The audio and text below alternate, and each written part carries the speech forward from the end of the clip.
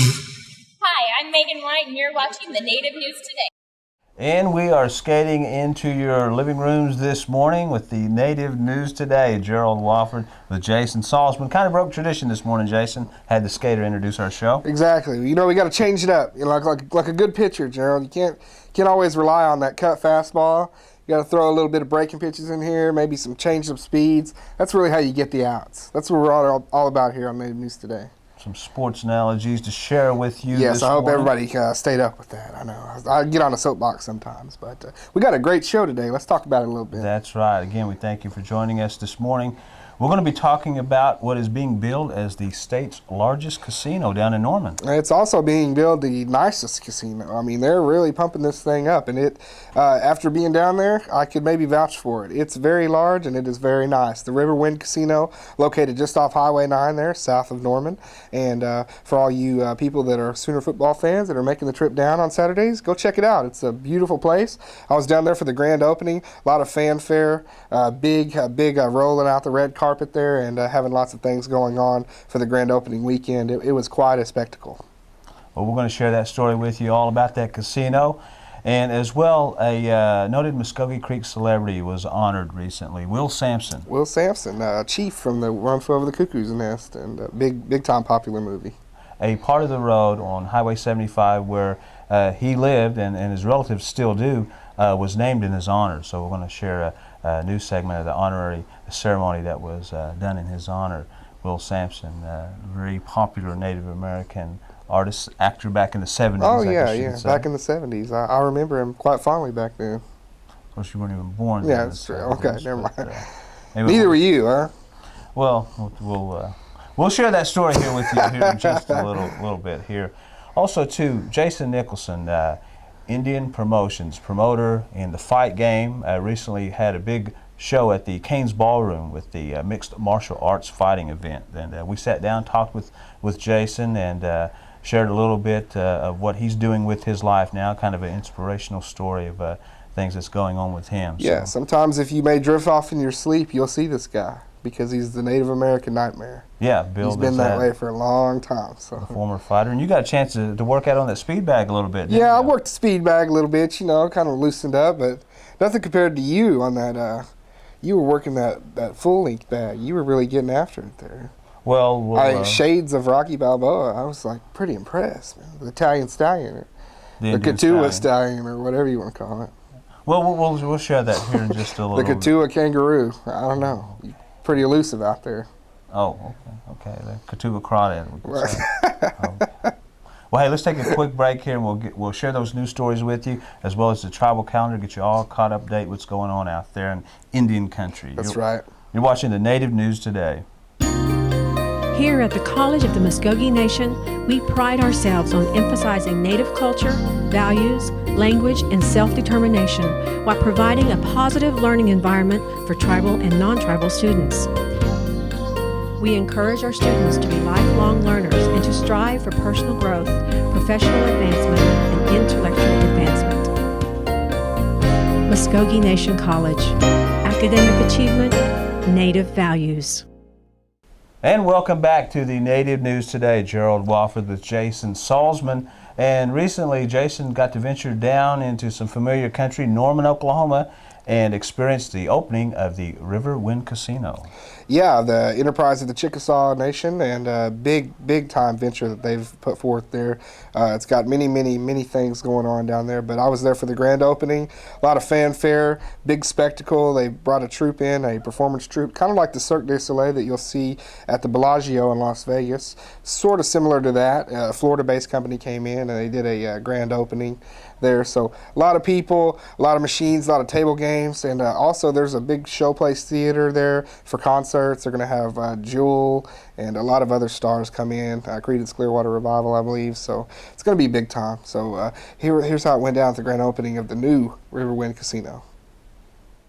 There was plenty of fanfare on hand for the grand opening of the state's newest and largest gaming experience, the Riverwind Casino. The state-of-the-art 219,000 square foot facility is grand in size and luxury and offers many services to its guests, from lounges to eateries, and a state-of-the-art 1,700 seat show theater. Chickasaw Enterprises CEO Brian Campbell talked about the example Riverwind has set. I really believe that Riverwind will set the standard, and I believe you'll see many of the other tribes in Oklahoma design facilities that are comparable in the future, which would be great for Oklahoma because people come, they'll want to try different casinos, and so I think it'll be just really a great thing for the state and for the visitors that come to Oklahoma. I really believe Oklahoma can become a tourist destination, and gaming will play a significant role in it in the future. It's beautiful, amazing casino. I've done grand openings for casinos and nothing like this. This is all-out grand opening, dazzling. The whole facility looks beautiful. Ryan Sykes, general manager at the Riverwind Casino, talked about the impact that this facility can have.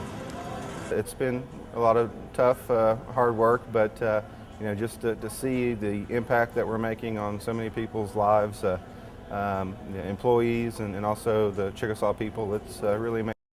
Jason Salzman with that story on the Riverwind Casino in Norman, Oklahoma, or located near Norman, Oklahoma, I should say. Just a little bit south of there, so it's very accessible. You can't miss it. Well, moving our news stories a little bit further up north at the Turnpike to Tulsa, Oklahoma, we got a chance to visit with Jason Nicholson, who is the promoter of Indian Promotions. Now, Jason's been in the fight game for quite some time, but now he's starting his own promotional company. Recently had some fight events at the Cain's Ballroom, specifically a couple weeks back, mixed martial arts, and Jason Nicholson is making a fresh new start in his life and getting things going on. So we want to share this news story about Jason Nicholson of Indian Promotions. The Native American Nightmare. All right, fight fans, you are looking at a poster in my bad rendition of a Howard Cosell imitation there. Hey, it's always nice from time to time to come and to interview good friends and people that are succeeding in life and in business. And one of those interviews is here today. I'm talking with Mr. Jason Nicholson here, formerly known as the American Indian Nightmare, I believe that's... Native American Nightmare. Native American Nightmare, that's right. Sometimes I'm the Native American Nut. Jason, you've turned promoter here. We are in Mikey's gym here, and but you've taken over the gym here, right? I'm a new owner in the gym. My buddy Kenny Nair, who's also my promotional partner in Indian Promotions, he was a partner in the gym for 2 years prior to me coming in. We started talking with each other, and he said, hey, why don't you come in and partner up in the gym with us? So I purchased the gym from Scott Burnett and became a partner with Kenny. From the time we bought the gym, we'd already started Indian Promotions.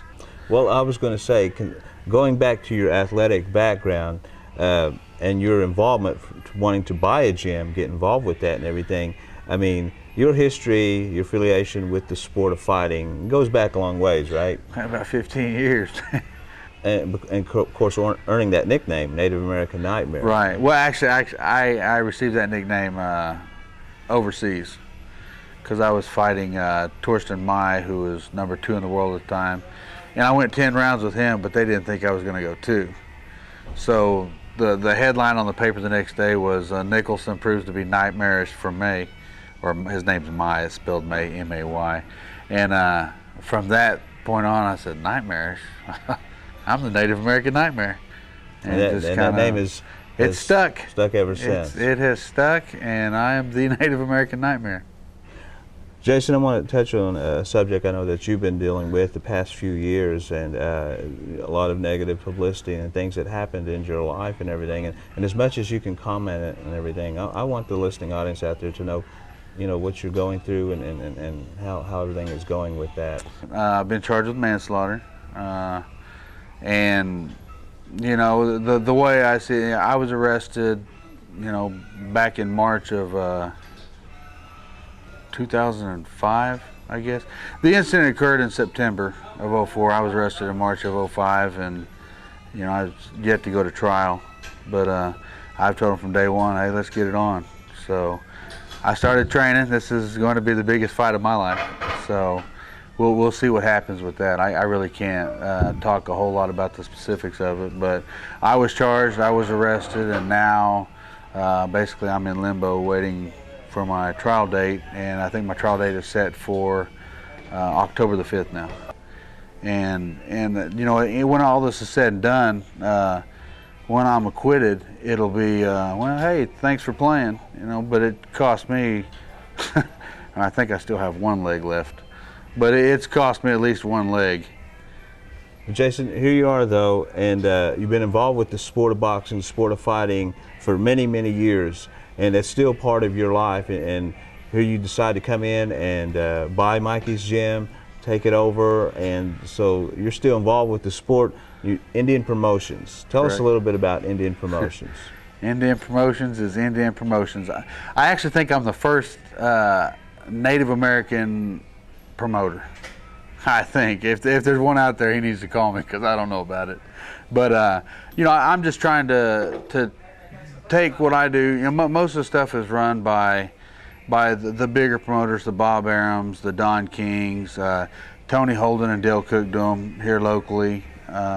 I'm teamed up with Joe Kelly and Titan Entertainment in Kansas City, and you know, he does boxing and MMA, and I do MMA, and I'm kind of getting into the boxing. All right. And that's what I'm trying to do. Instead of having all the non-Indians come in and make money off the tribes, why not spread it through tribal members? And even though I may not be Kiowa or Potawatomi or Comanche or Osage, Indian is Indian. You know, treat your people right, help them get one leg up. Instead, you've got guys that are non-Indians coming in trying to run the show at an Indian casino, and it's not like that. I mean, the government has done enough. You know, they've did their thing. Give us our shot. Let us try. All right, there you heard it, Mr. Jason Nicholson with Indian Promotions. We're going to hear a lot of other good things happening with his promotion and other fight events as they come along. Jason, we appreciate your time. Hey, you bet. Thank you for coming out here. Hey, come to Mikey's gym. All right, with the mixed martial arts scene gaining popularity worldwide, it's nice to see Jason putting Tulsa on the map with it right here in Oklahoma. Great story, and we're all pulling for Jason as he makes that turn. We're going to be right back with more Native News Today after this quick break. Today's world is far different than the one our ancestors knew. But though times have changed, we the Muskogee Creek people remain a strong people. Many of our traditions continue to thrive in today's modern world. For 1,000 years and more we have been here, and we will be here for 1,000 more. Times have changed, but so have we, and the Muskogee Creek people are a part of this time, this country, and this economy. All right, thanks for sticking with us through that break. You know, Gerald, when I was a young kid, my grandparents would always tell me stories about the great Native American actor Will Sampson. And not until I got a little bit older did I realize and see some pictures that they were very good friends with Will. My grandpa knew him very well. He actually rode Will's horse down Main Street on Malgi during Will's funeral procession. And I just heard many, many great stories about this man. I never really got to meet him because I was so young when he passed away. But all I ever heard was great things. My grandma and grandpa just loved him to death. And you were actually able to go out and file a story on this very, very big figure in not only for the Creek Nation, but Indian country everywhere, Will Sampson, with the road naming in Preston. Yes, Preston, of course, is where he was raised, and his family members still live there. Highway 75 is right by Preston, and so tribal officials and county officials got together and named a portion of the road there in his honor. So we want to share that news segment with you right now. A cooperative agreement between the Muskogee Creek Nation and Okmulgee County District 1 will help establish improvements along the popular Will Sampson Road located in Preston, Oklahoma.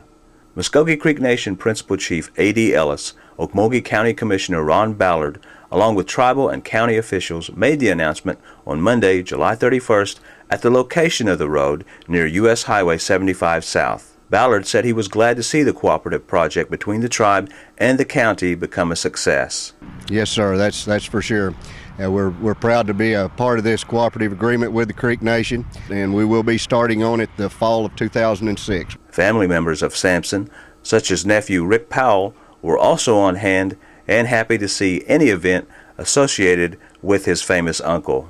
Oh man, it means a lot. You know, it's like you said, it's an honor, man, and Because my Uncle Sonny, man, he walked this road many times, so did we, and when it was dirt road and snow, we used to have good snow. We don't have weather like we used to, but anyway, it's a great honor, and to have a road named after him, and I just wish he was still here, Ellis agreed with the statements of Ballard and Powell and was satisfied to see all Creek citizens who live near the road will be served. Yes, this is a very well-known road, and when you say Will Sampson Road, about anybody knows where it's at. Will Sampson garnered fame in such films as One Flew Over the Cuckoo's Nest and The Outlaw Josie Wells. And a wonderful job there, Gerald, with that story, and one of our great heroes in Indian country, and somebody we've always looked up to and enjoyed his work, not just in the acting world, but some of human services that he did for his people. Mr. Will Sampson did a great job. Well, I was impressed with sharing your story that you did. I didn't know that about your family and the connection. Yeah. I don't, like I said, I don't talk about it much. I just, if somebody wants to ask me about it or wants to bring his name up, I'll tell him, because a lot of people know him from this great movies like One Flew Over the Cuckoo's Nest. That's the one that everybody knows. That's the one they want to talk about, because his scene in that he's remembered for, escaping the insane asylum, if you want to call it, is one of the most popular scenes among Native American people everywhere. It's just that breaking free of bondage. And so, but I'll talk about that and things like that. But, I was shown pictures and everything like that, and I just thought it was so neat. And like I said, my grandpa rode his horse in his funeral procession down Main Street, Almoggy, and it was something I always, heard and thought it was so neat that they were able to be touched by him in a way, and that they would share it with me.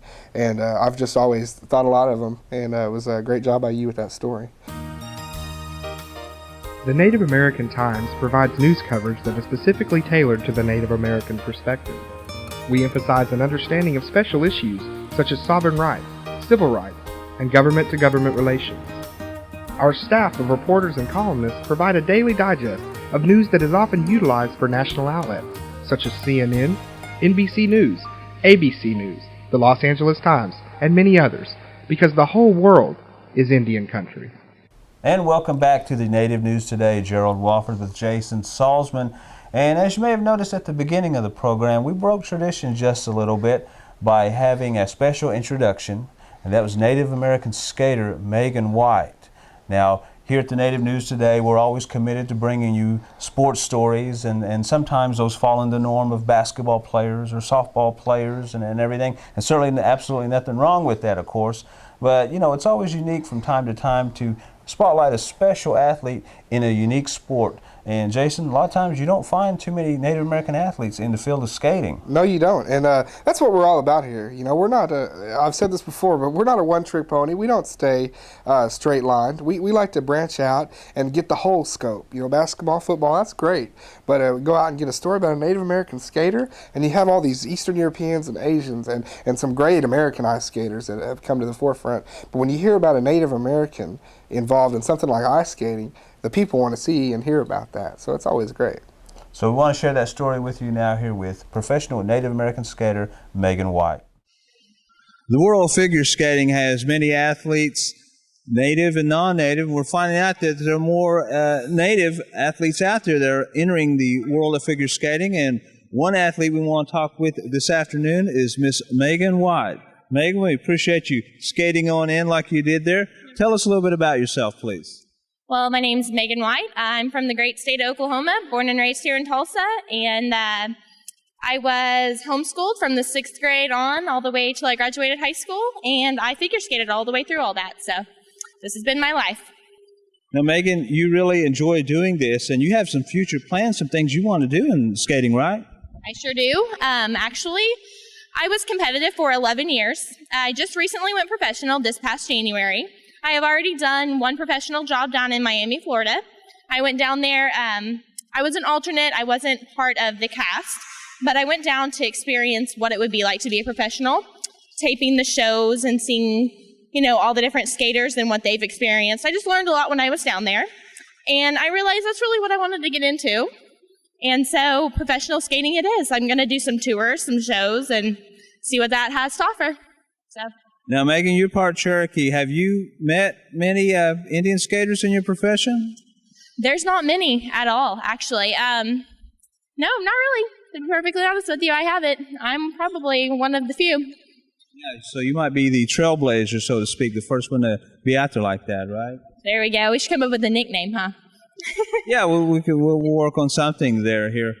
But we see a lot of skaters, a lot of people out here, and I take it, even in Oklahoma, skating's a popular sport. It really is. We don't have much ice. This actually is the only ice rink we have here in Tulsa right now. In the state of Oklahoma, there's probably a handful, maybe 5 rinks. It really isn't as popular as people would think it is. We have a lot of newcomers, but as far as professional skating, it levels off at coaches, really. There's not many that have taken it further than the competitive and then going into the coaching, but I think that it's right up my alley, so I'm really excited to see what it has for me. Now, you mentioned some of the places that you have performed at, but tell us a little bit more of some of your future plans and other things, programs and other things you've been involved with. Okay, well, I traveled all over the United States doing competitions through the 11 years that I was competitive, mainly in the Southwest region, Colorado, Texas, Kansas.